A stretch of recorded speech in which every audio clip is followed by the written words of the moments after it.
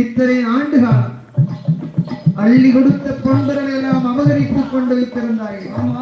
ஈசனும் கிளியும் போல் நாங்கள் அந்த வாட்பான் இல்லாமல் இந்த பலியாரி நான் வாழ மாட்டேன். வேதியர் இல்லாமல் நான் திரும்பி வரவே மாட்டேன். என்னை வழி மறிக்காதே என்று மகளாகி லட்சுமி சொல்கிறார். தாய்க்கிழவி பார்த்தால் மகளே பார்ப்பான் நமக்கு வேண்டாம் என்று வீண் பழி வந்து சேரும். வேதியர் நமக்கு வேண்டாம் வீண் செலவு வந்து சேரும் என்று அழகாக சொன்னாலும் கேட்டாலே லட்சுமி கேட்டாளா? அந்த பார்ப்பானை நான் அழைத்து வருகிறேன் என்று சொல்லி எங்கு வருகிறார்? அந்த பார்ப்பான் போல பாதையிலான்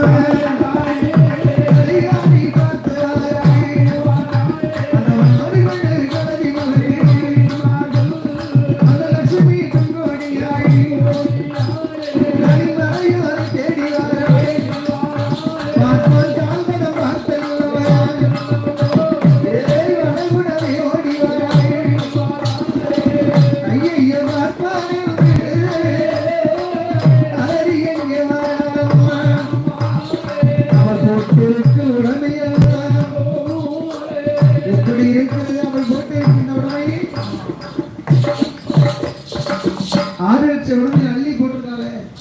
கழுத்து நிறைய மார்பு நிறைந்திருக்கின்றது நகைகள் எல்லாம். அப்பேற்பட்ட நகைகள் அணிந்து எப்படி இருக்கிறாய்? அந்த பார்ப்பான் வட்ட கல்வி மேல் நிறைந்த இலைப்பாரி கொண்டிருக்கிறான். பார்ப்பான் கால் கடம் பார்த்து வருகிறார். வேதியர் கால் கடம் பார்த்து வருகின்றான் தாசி. அப்படி எப்படி இருக்கிறாள்? என்ன அழகு, என்ன உயரமா வர்றா? பார்த்தவர்கள் மனவர் எங்கிடம் மதித்திருத்தினம்